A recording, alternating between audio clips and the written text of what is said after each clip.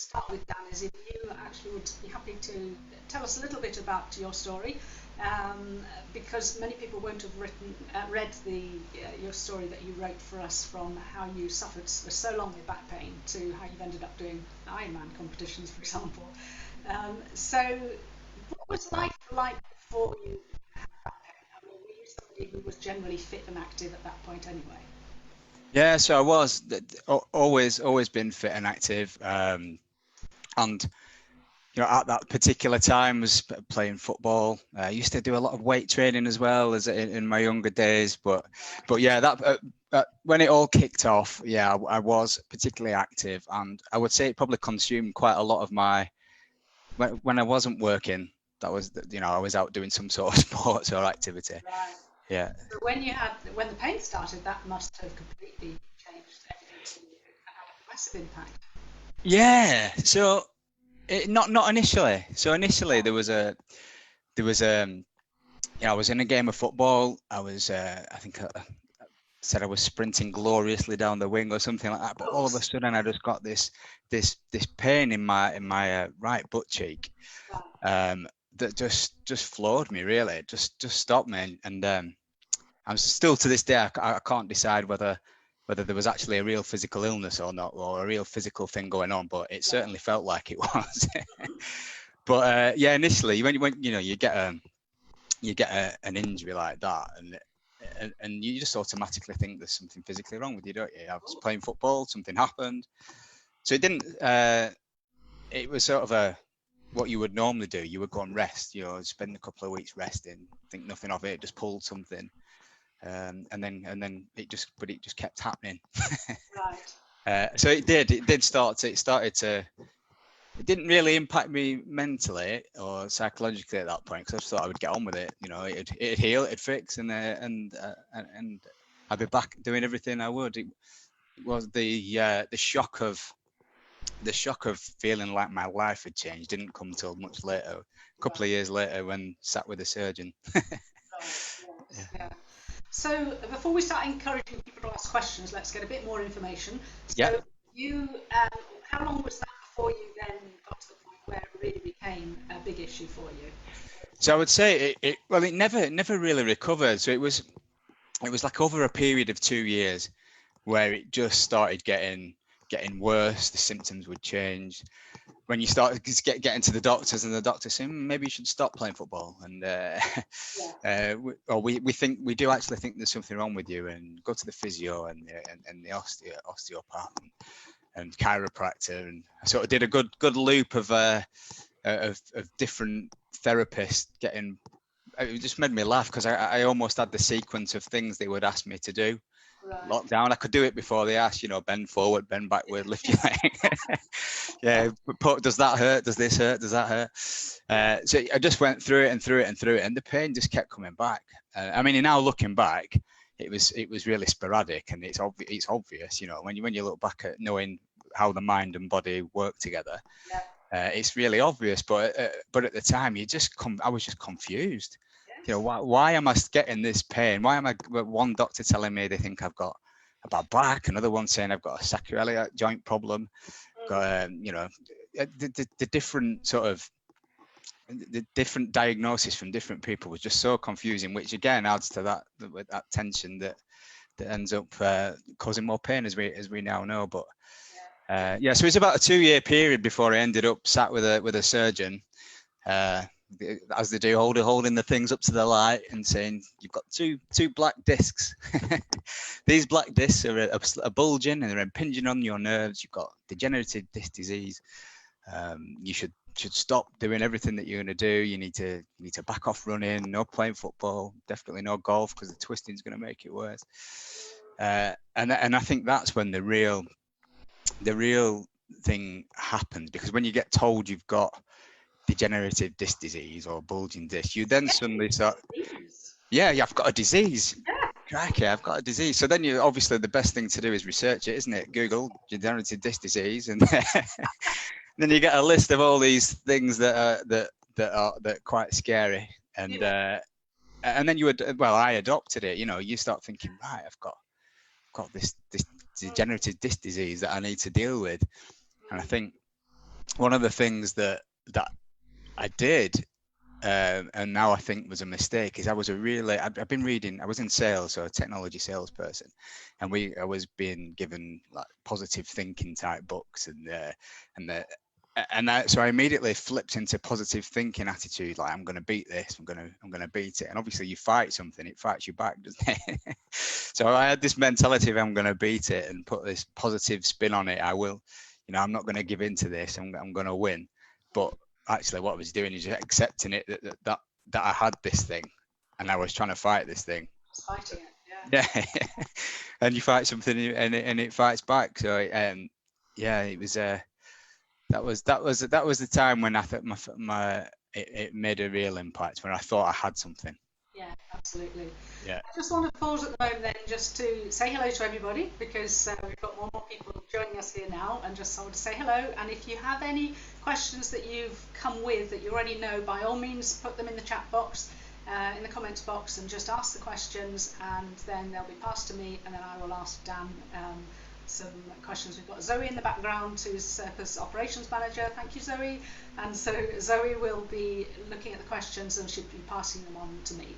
And so, and that will come to them as and when we're able to. At the moment, we're still just checking with Dan and finding a little bit about his story. So, you're now in that period where you really feel there's something wrong, presumably Yep. scared and feeling quite vulnerable, and that there's something wrong with your body. And I think that went on for quite some time, didn't it? Yeah, it did. That way. I mean, so this was in my early 20s. I'm now 41. So I've been positive. I was positive thinking my way out of this for about 12, 13 years maybe, where it was just, right, how do I deal with it? I do these back bends, or you start creating a list of things that I could and couldn't do, which again I look back on and it's quite funny. But it's things like I would go swimming and I would swim front crawl and be fine, and then I would go and swim and I'd maybe swim breaststroke once, and 2 days later I'd be in pain, and you go, right, can't do breaststroke, write that down. And then or I'll go what other examples might I have of that? Oh, you bend over once, you bend over and pick up something, then your back goes, and the pain was getting worse. It was agony. I was in sciatica. The pain would move around both legs down to the feet. Sometimes I could barely walk. I couldn't sleep because I couldn't turn over. In the story I mentioned that I got stuck on the toilet, couldn't get off the toilet.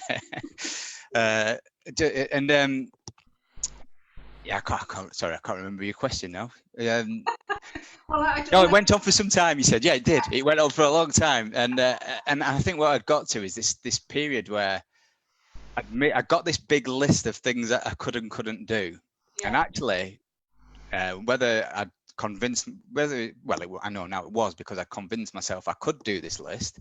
I just focused on that list, and I managed to get it by not swimming breaststroke, and by not bending forwards, and and all that sort of stuff. All these things I believed I could do. I managed to get it to a reasonably not.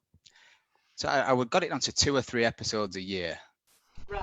But when they came, they were full on, can't walk, crawling up the stairs episodes. Right. But I had some success. Really careful with how you managed your life.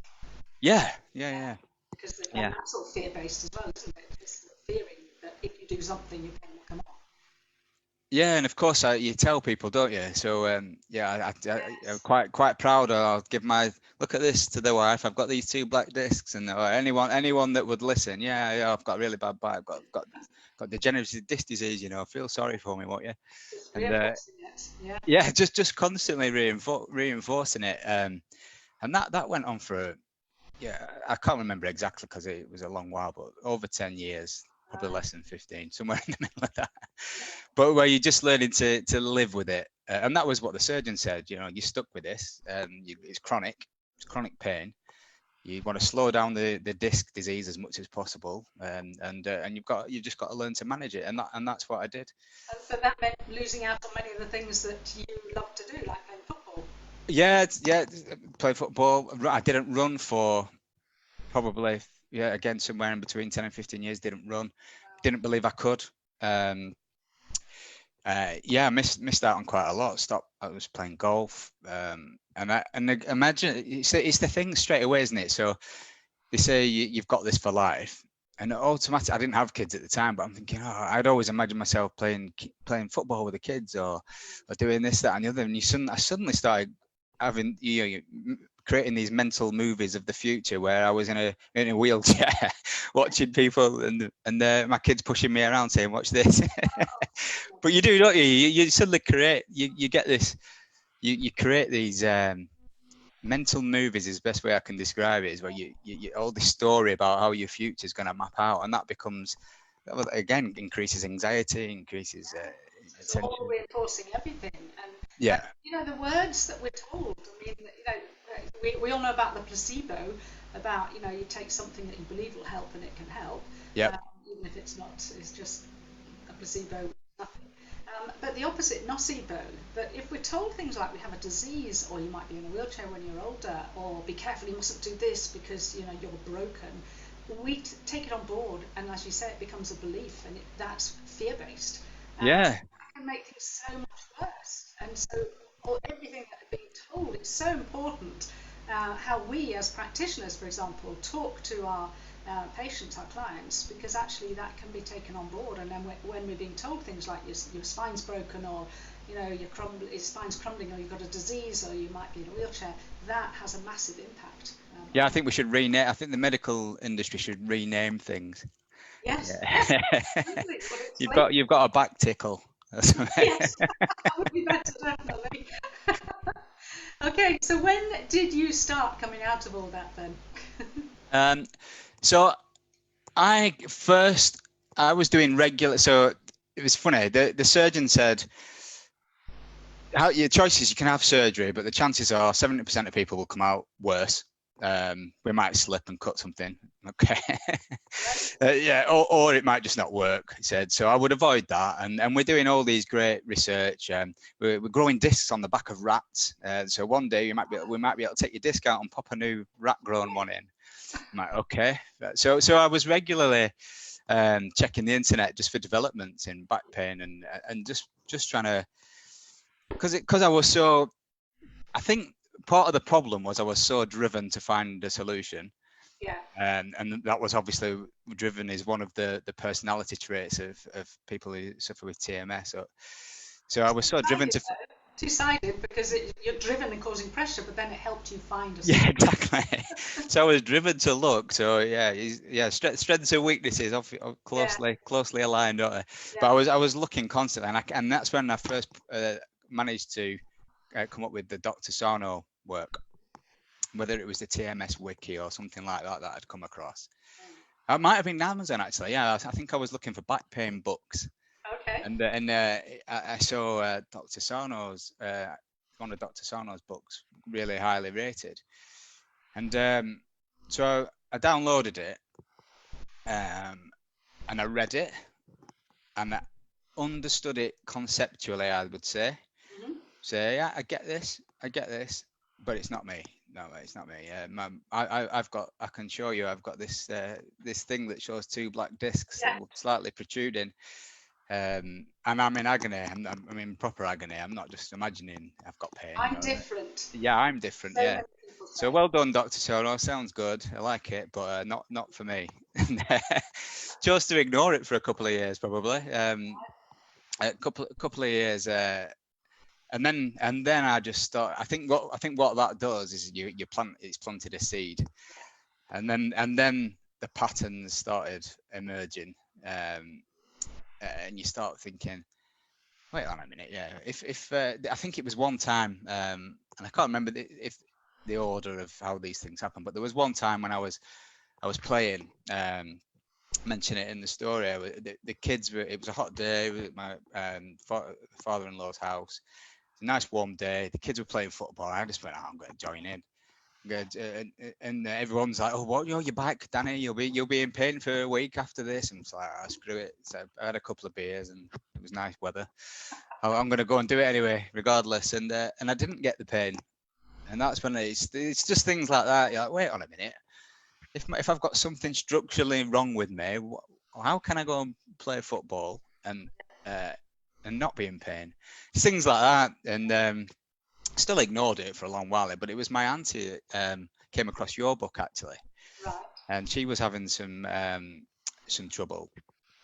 And she pointed me in the direction. I said, yes, I have actually read some of Dr. Sarno's work. I said, but it just made me miserable. Because it was, I said, I started writing about, trying this journaling thing and just bringing up loads of old stuff. And I'm a positive thinker, so I don't want to think of old negative problems.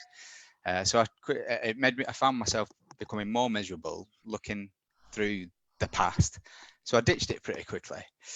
But as the patterns kept on emerging, I downloaded your book as well and read through it, understood it conceptually. But this time I actually started to do some of the work, because I think that if I had one piece of advice is to anyone is when you've read it, don't just be a reader of it and then put it down. You've actually got to do the work.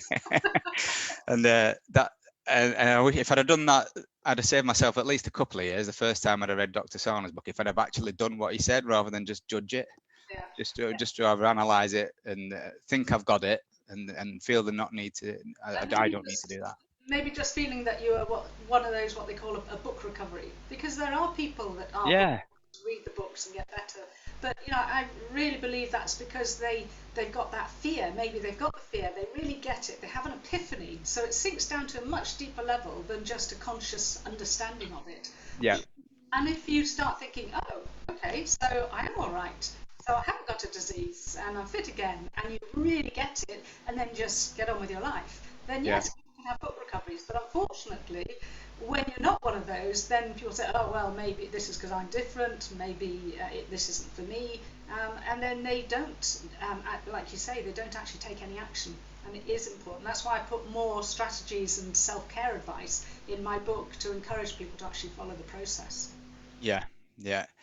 No, it's and for me, it's a continuous thing as well. So once you start to find the patterns that trigger your episodes of pain, then for me, every time I went through it, the tension released a little bit, the pain released a little bit. But for me, it didn't go like that. They would come back around, and now I imagine it as like spiraling upwards. So each time the same loops would come, but I'd resolve them quicker, and then that keeps going. And now I haven't had a strong pain episode for a couple of years, but I can still sense the loops, but I'm just far more in tune with my body. It's like when I was writing the story, I was getting some tension in my right butt cheek. It just made me laugh. And preparing for, well, not preparing, but getting ready for this call. Again, a bit of tension in that right butt cheek, which learn neural pathway that sensitizes. Yeah, but I've spiraled up, so it's very quick for me to get rid of it now. And it doesn't take hold at all.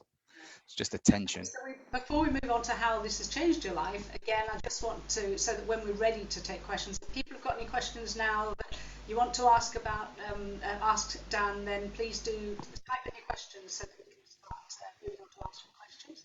But in the meantime, clearly, because we've got photos of you running an Ironman competition, clearly you have regained all your activity, and how's it changed your life now? Oh, massive! I'm here because I owe you and Dr. Sarno a lot, really.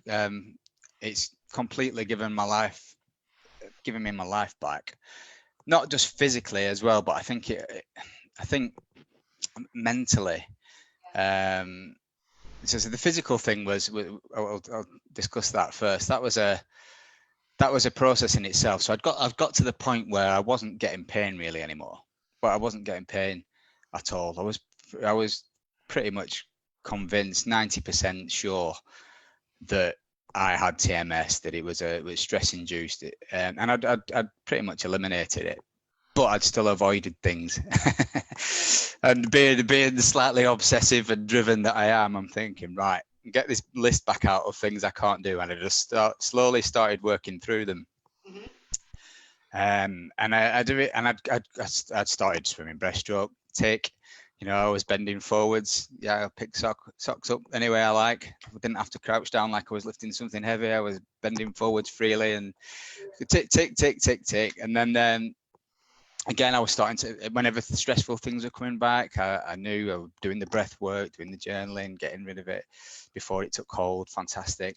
And the last one was running. The last one was running. And I remember thinking, I know this is TMS. I know there's nothing wrong with me. I'm gonna start running. But there was still a fear. Like, but what if you have?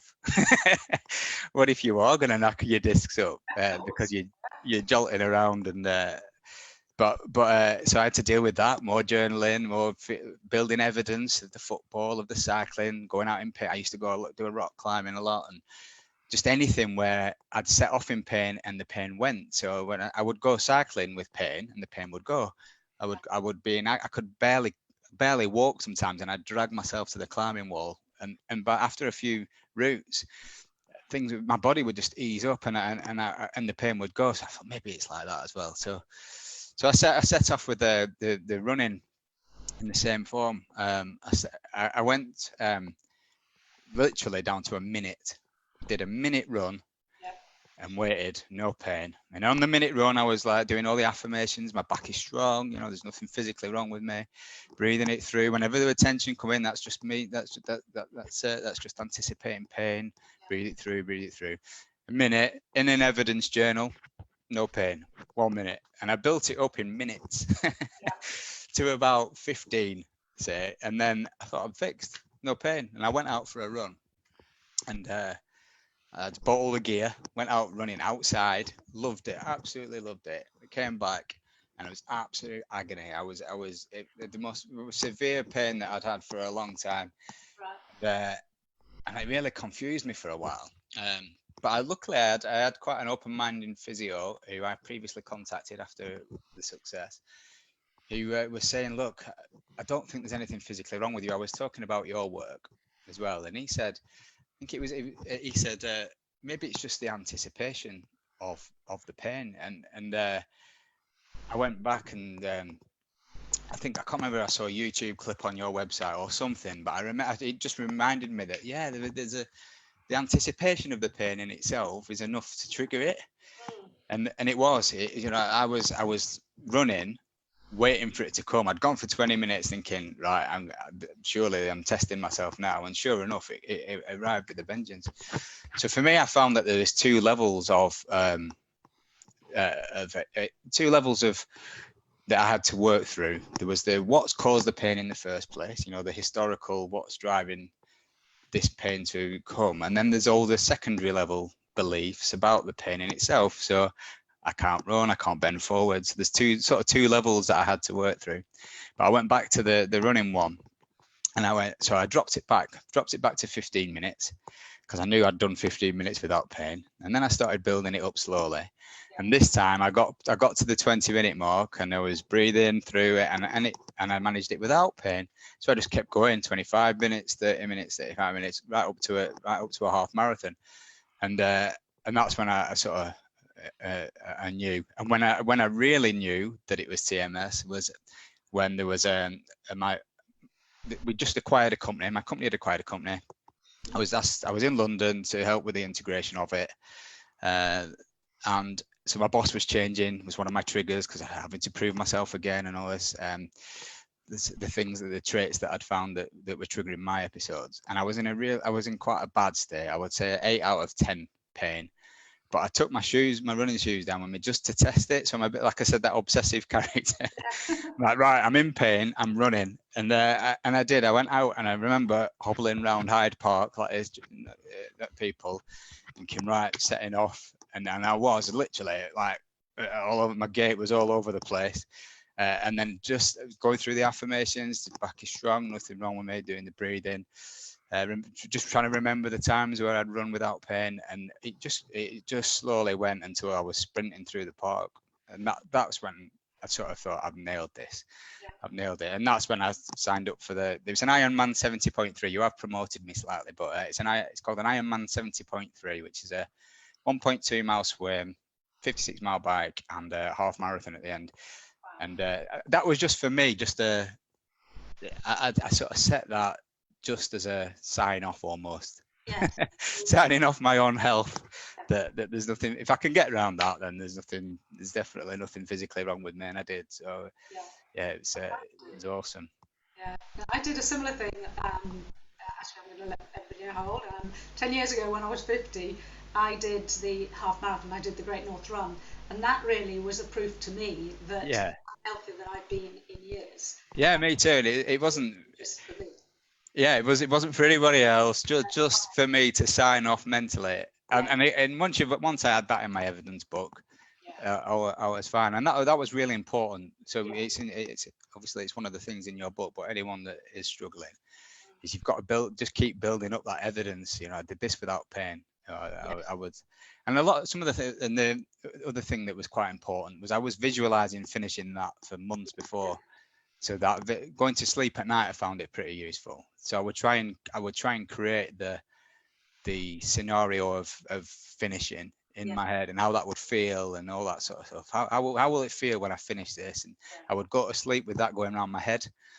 So that and I found that really useful, because that's great, because you really are working to change the neural pathways there. Yeah.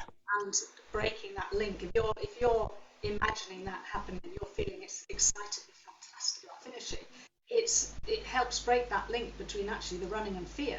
So the more fun, silly, or excited or exhilarated you're feeling, the more it breaks the link that was previously there between an activity and fear. Yeah, and your body doesn't. I don't think your body knows the difference between the what you create in your head. If you're creating all those endorphins and that feeling of success, and your body reacts to that, doesn't it, rather than the fear, and changes itself. So that's great, and definitely you're saying the evidence sheet, having your evidence there, so you can look at that as well to reinforce, especially if you're having a bad day, which is fantastic. Absolutely. So we have a few questions coming in now, Dan. Are you okay? Ready for these? Okay, so Lucinda says, excuse me. So when your butt cheek twinged before this call, what did you do to calm it down? Good question. A good question. Yeah, actually, I did exactly what is in the book. So I took myself off and did a bit of breathing, deep belly breath. So obviously, letting the nervous system know that everything's all right.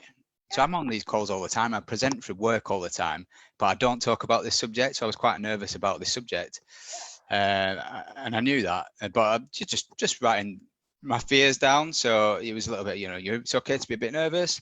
What was coming out, it was like anyone who's on this call is going to be either supportive, they're going to be in pain, you might be able to help. Just rationalizing it, really.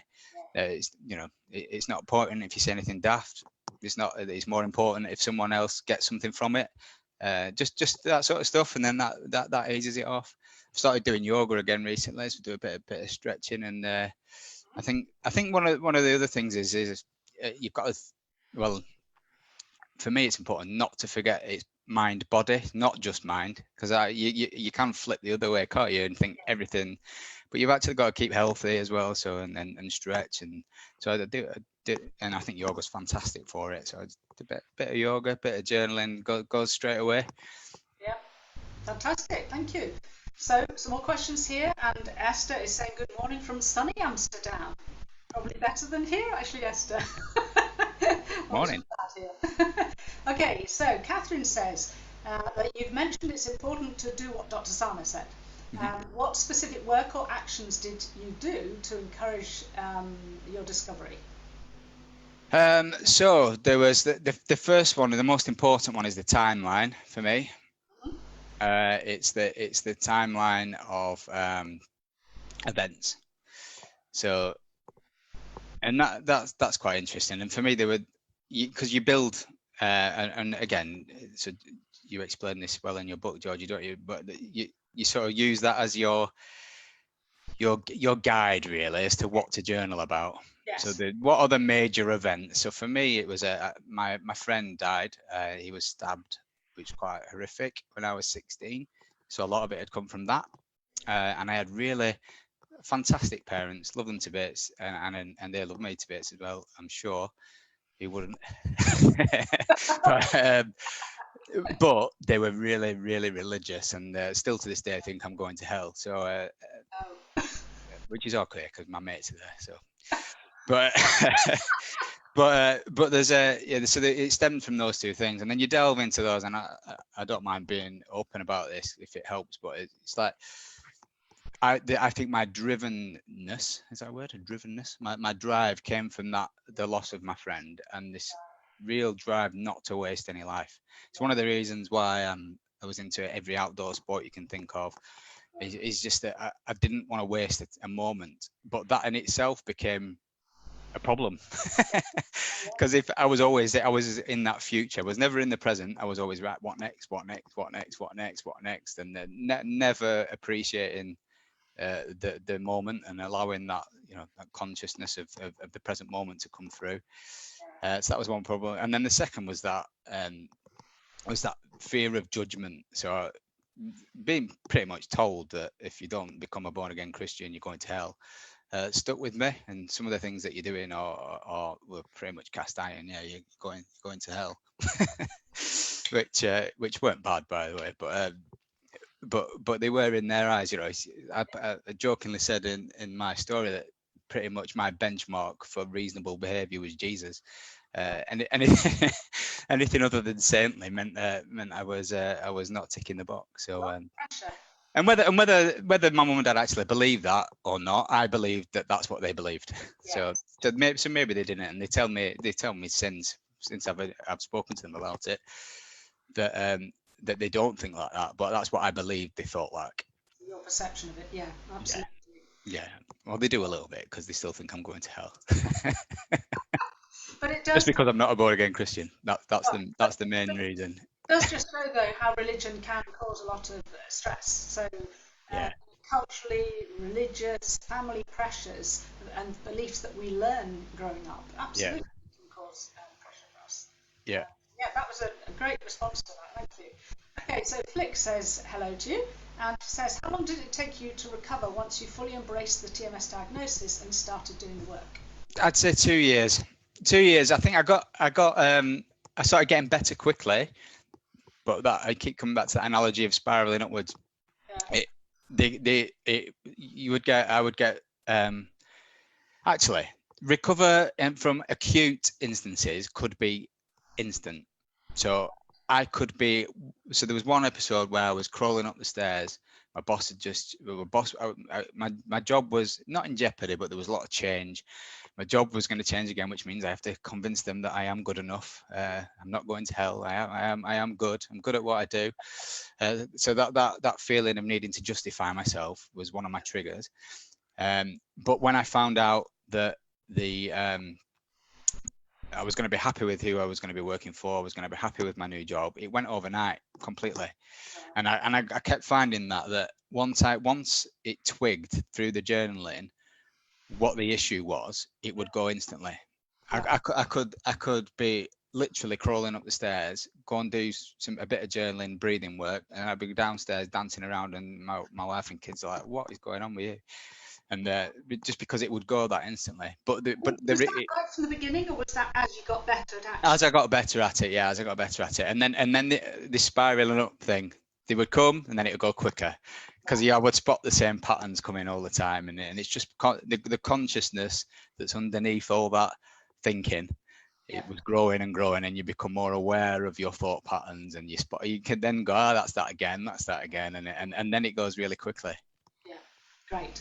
But so it was the two years of getting to that point where you absolutely fully believed that you were fit and healthy and doing your running and everything. Yeah. So, and it can take time, and like you say, it's because these are old learned neural pathways. It can take time to start really changing those and developing healthier neural pathways. So, fantastic. Okay. Lucinda says, which of Georgie's exercises helped you the most? So I would say building up the evidence, I think. But that evidence diary piece it was really important for me, especially when I'm tackling that second layer of thoughts around what you can and can't do. and just creating that evidence diary. But all of them, it's a combination of it for me. You've got multiple tools that you can use, and it's finding the best combination of them. And but they're also impactful. I think it's partly the understanding, isn't it? And the acceptance and understanding, and then integrating, like you say, what feels right for you.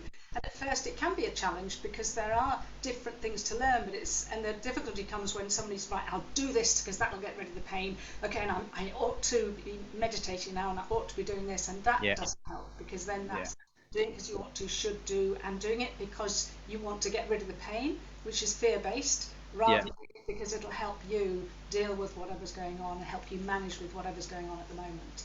Yeah, agreed. It's a mixture. Okay, so where are we now? Okay, so Catherine says, how did you get over the fear of bending forward? That's probably her biggest pain trigger. Okay, good. So the same really. Very much the same, in that you've got to get the evidence. So reread this. I guess it'll be different for different people. So I can't say 100%. What worked for me was the evidence. So the science, and it was the bit specifically about, if I can't remember what the stats were, but 100 people, 98% of them would have some sort of disc degeneration and that sort of stuff. And I get it, and it was writing that evidence down, writing it down, and then, well, actually, if I was something structurally wrong with me, it would hurt. If I twisted, it would hurt. If I did this or that, and it's just the process of keep building the evidence of actually there's nothing wrong with you. And then you've got to do it. That's quite. You got to start bending forwards. Yeah. The obsessive character that I would wait till it's worst and then start bending forwards. I'd probably bend forwards 100 times until the pain had gone. But that's the type of thing that I would have done, because that's like the running thing. Once I'd gone out with the pain and it went after running, that was the thing. Do you know what I mean? I had this pain. Running would have made it worse if it was structural, and it didn't. It had the opposite effect. It went better.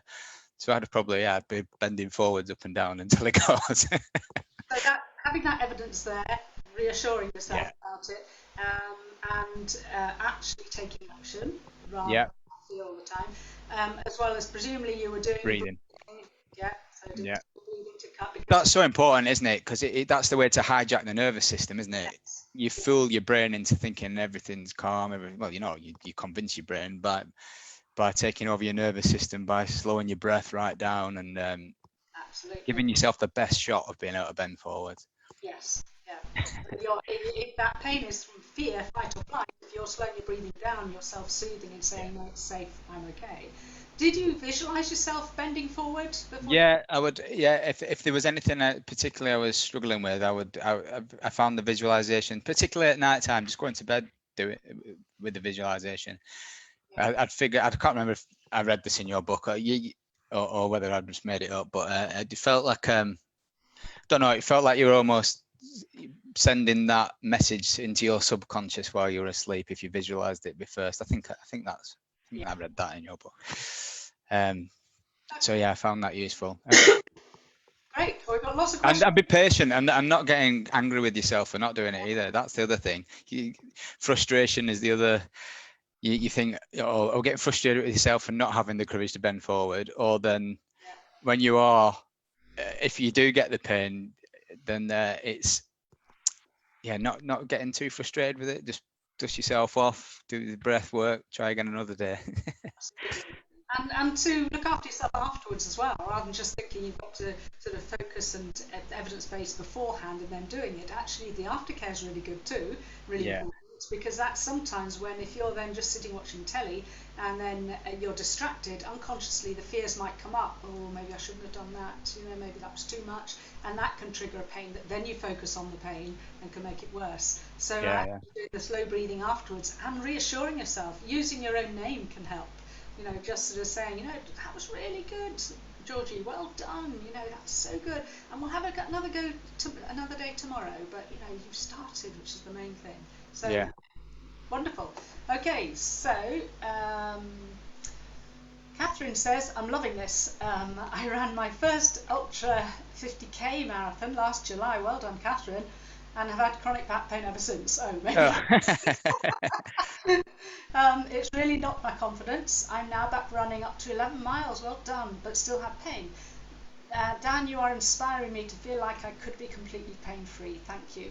And I'm loving hearing a northern accent again. Now I live in France. Very good. Very good. Well, that's lovely. And well done, Catherine. Yes, and do listen, take on some of this advice from Dan. So for me, having dipped my toes into this long distance or sort of these events, ultra marathon running flags up some questions for me as well. Like, what's the best way to? I don't know how to say it, but it's like there is the need to do that and put yourself through that. Yeah. Raises questions.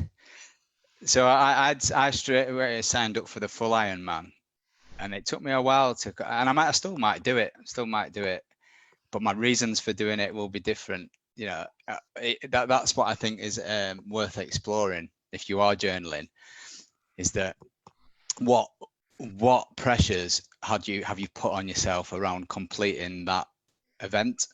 Yes. Especially if you're competitive and you're trying to beat it or beat a time or beat someone else or win. For me, there's pardon? If you're doing it and raising money, that can be an added pressure. Added pressure, yeah. So, and I found this really beneficial. So I had a bit of, I do funny things like this as well. So I had an experiment this year where I was going to have no targets, because I've been so driven. Every year I've had ambitions and targets, monetary values, career, whatever, and I've had them on the wall. And I thought, this year I'm going to have none. I'm just going to see what happens if the world falls apart, like I think it will. And all I'm going to do is just try and be conscious. And I think that's one of the things from this work, is what you're doing is you start realizing that there is somebody, or there is another part of you that's monitoring the thinking. And who's monitoring the thinking? It's the consciousness that's growing around you. And I thought, I'm just going to stay conscious, because I'm happier when I'm like that. When I'm aware and just in the present moment, I'm far happier. I'm not going to have any targets and goals. And the only one I had left was I'd signed straight back up for the Ironman this year. And that's been taken off because of COVID-19. So I literally have no targets and goals. But what I was training for it though, and I hadn't realized how much of myself was wrapped up in that training for that event. And so I think sometimes when you're setting these goals, and for me it was an ego thing. I was no longer proving to myself. I was on Strava checking how fast I was going and trying to beat people, and that I've since realized has been a bit of an issue as well. So now if I do the event, I'll be doing it and I'll enjoy the process, not trying to strive for a result, because that's just another form of striving that I do. Yeah, I just switched it from work and money to trying to get around something as fast as I could. And for me, I think it's worth exploring that. Exploring the amount of pressure you put on yourself. Yeah. What your driver is for having to run so far. Yeah, absolutely. And I did work with another Ironman actually, and what he stopped doing was actually checking his watch every few minutes while he was training.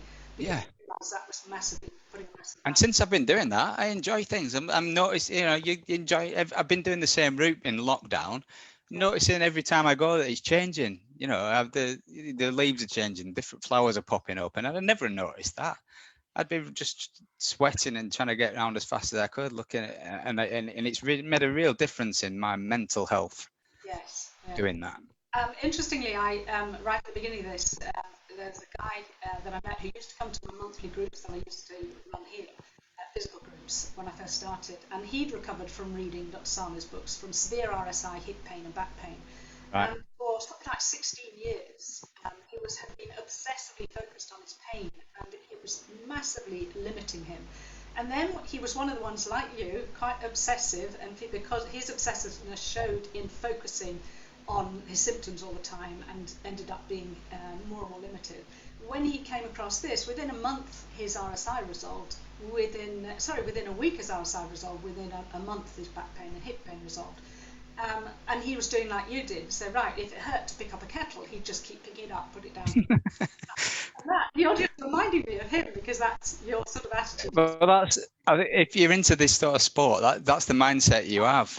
But what he used to cycle, and he'd not been able to cycle or even use his motorbike. When he recovered, he got back into cycling, but obsessively cycling the Alps. And I remember we talked a while after that, and I was just talking about this and saying, it's interesting that this obsessiveness about your body, and now it's about the cycling. And so he chose to actually back off a little bit, and he said it was for me. It's not to beat anybody else. It's just to push myself. But he started changing it a bit, and he started running as well, and he'd run with his partner and just doing things slightly different. And again, like you, looking at what was his driver. That's exactly what I've started doing. So I would have friends saying, "Do you want to come out for a run?" Yeah. And I'd go, "No, I've got to do this distance to get for this event," and I know they'd be doing a shorter run.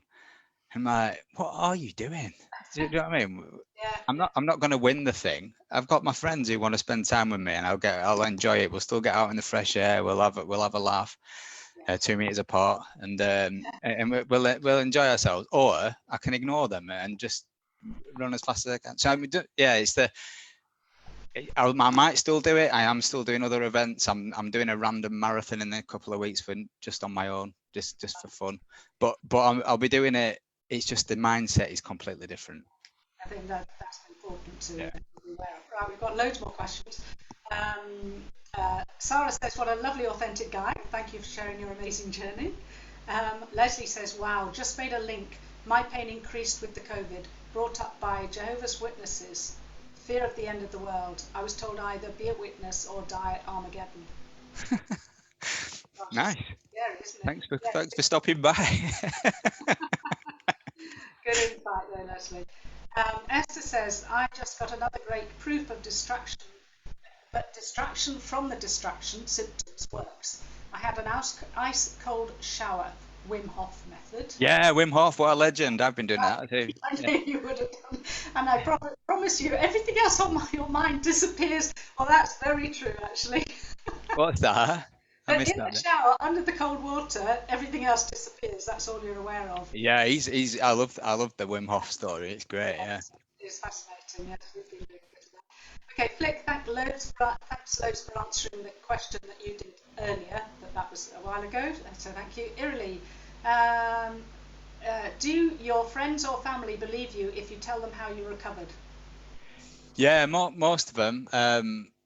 I've had a little bit of a consciousness with some. I'm aware. I think different people will get it at different levels, because it's changed. It's changed a lot more than just the physical pain. If I'm honest, it's just, I think the more and more you become aware of your thoughts and processes, your thoughts and emotions, you're just becoming I don't know. I've just been in a much different place. So don't know, a lot happier, lot more aware. You see your friends and family, and you can spot TMS everywhere. You walk around going TMS, but you can't. Some people will get it, and some people don't. And I find I've just got to be conscious of who I say certain things to. Do you know what I mean? Yeah, there are some who just get really offended if and would not believe me at all, and some that are fully bought into it. Some friends who are suffering from pain and get it conceptually, but it's not them. Yeah, absolutely. We can't convince, so it's about just gently sowing seeds. Yeah. Okay, Sarah says, "Have you been back to the medics who gave you the diagnosis and prognosis and shared your outcome?" So the more recent ones I used, yes. The surgeon was old at the time, and it was 20 years ago. So no, although I would love to. I think it is really important. Like I say, I'm doing this because I feel indebted to Georgie and Dr. Sono, but I think I think it is really important to go back, because if you can capture the attention of a doctor who's seeing lots of people, get them on one of Georgie's course. I feel obliged to do that. If the opportunity ever arises, I'm promoting the book and trying to go back to. I did go back to the physios that I was working with, etc. And even if they're not, you go back to them and they're not ready for it, you've sown a seed. And they might find that they've got patients who are also struggling. And one day they might say, oh, somebody I know was helped by this. Why don't you read that book? You never know, do you? I just feel I could feel quite strongly about. I didn't waste the 20 years because I've learned so much about myself. And I think you've said this a lot, Georgie, that I'm actually really thankful for the pain, because it's almost like you're waking up to what the old programming was, and maybe that's what it is. Maybe it is a trigger to wake up to your old programming, and you suddenly become aware of it, and you can reprogram. And so without the pain, I'd have never got there. But I'd have got there a lot quicker if the doctors were trained to say, "Oh, you got back, what's going on in your life? Tell me more about what's going on at the moment." Do you know what I mean? And I feel quite passionate about. I want it to be the norm that when 22 whatever I was year olds go with bad bikes, that is part of the assessment process. And I just find it such a shame that it's not. That's what's driving all of us to get it out there. And I'm passionate about that. We've got 10 minutes left. So Lucinda says, so do you think you haven't processed the grief fully of the tragic loss of your friend at the time it happened that revved up your nervous system in the first instance? Yes. Yeah, no, absolutely not. I remember just being this typical positive thinker, which I think positive thinking's got a lot to answer for. You just plaster over the cracks, don't you? You just get on with it, deal with it. I didn't even think it was a problem. I hadn't even registered until it came out in the journaling. And that's when you realise, well, actually, that was quite a horrific incident, really. And I can't recall you ever being not. I was just a bit cold to it all. Yeah, and I think that was just a coping mechanism, isn't it? Absolutely. Just didn't deal with it. It was a bit cold to it. Positive thought my way out of it, and it didn't. It's been great in many ways for you, because it's helped you succeed and be driven and things, even though, and that's a double-edged sword, but it's helped. But what we don't realise at the time, is that by bottling it up, not dealing with it, it can cause problems later. Yeah, absolutely. Absolutely. Okay, so Esther's just said, ooh, the bending forwards. It only bothers me on one side. I just keep on doing it. Thanks for the suggestion of visualising. I find not being too hard on myself, but doing it anyway also helps. Yep, great. Lucinda, how do you continue to look after yourself now mentally on an ongoing basis? And she says, is that through meditating, breathing, journaling, etc.? Again, yes. So I think I think it's, as I mentioned before, it's I think, and this is, I'm delving into personal beliefs as opposed to science and George's work, but I do think it's it's partly almost like a growing consciousness of the thoughts and your feelings and your thoughts or emotions. Just, you end up going down a spiritual-ish path. I don't like the word spiritual almost because of the sort of upbringing that I've had, and I steer anything away from religion at all. But I can't deny that what I've found is a peace underneath under the thoughts, under the emotions, under the thinking of the future and worrying about the past. There is a peace and a calmness underneath all that.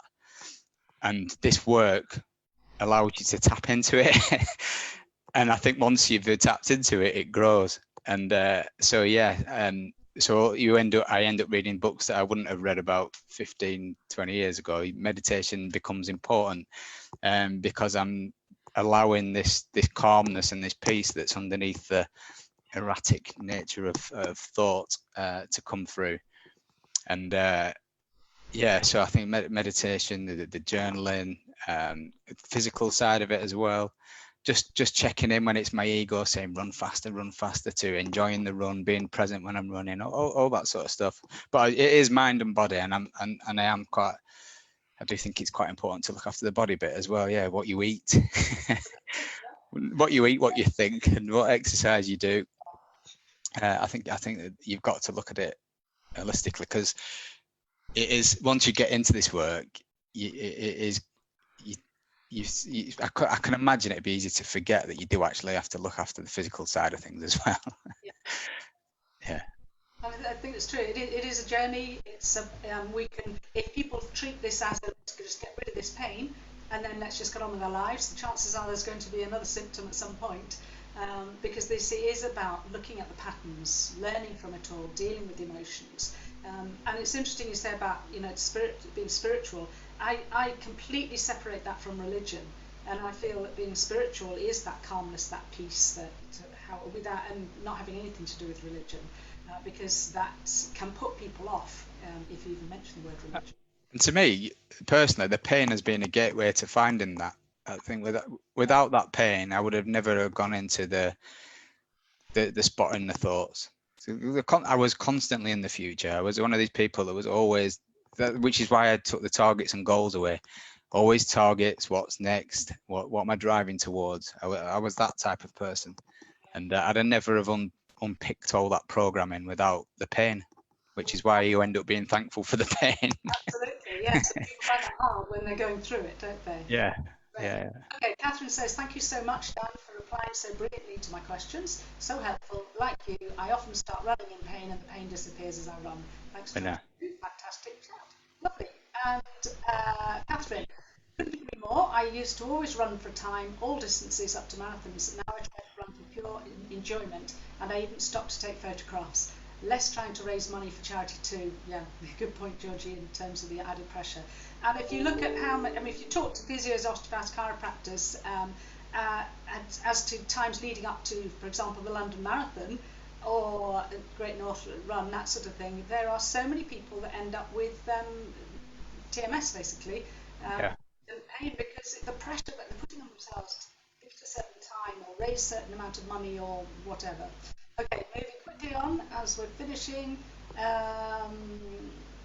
Thanks for this session. Hearing fellow travellers is always helpful. Carol Branda, who was the one we did the Q&A with last week. Yes, enjoyed that. And Dan watched yours, Carol. Our personalities have a lot to answer for, absolutely. But there are pros and cons to it all. It helps it helps us to be affectionate, conscientious. There are positive things about us being good employees, for example, or doing things well. It's just when it gets to that point where it's creating stress that we have to watch out for. And by becoming more emotionally aware and looking after our mind and body, we can actually then help prevent that. So it is an ongoing journey. But in the Agreed. Dan, thank you so much. It's been wonderful. Okay, Lucinda, last question then. Do you still think of your lost friend now? Yes. Yeah, and I'm quite comfortable with it. Yeah, it's definitely quite comfortable with it. Good. Yeah, lovely. Thank you. Well, thank you everybody for your questions. That makes, obviously we can't do these sessions without you asking questions. So it's been some good questions there. And thank you so much, Dan. I really appreciate you coming on and talking to people and answering your questions and telling us all your amazing journey. No, and thanks to you and Dr. Sarno. Unfortunately, he's not with us anymore, but I think we're right at the start of this work, really, aren't we? And just spreading the word as much as possible feels the least I can do, and if I can be of any more assistance, let me know. But fantastic. So, well, we'll finish there. Wow, that's not bad time, is it? So we'll finish there, and we will be back in another couple of weeks with somebody else. So watch this space, and we'll share the time back on the Facebook page and the details. Thank you, Dan. Thank you, everybody. Thank you. Bye for now.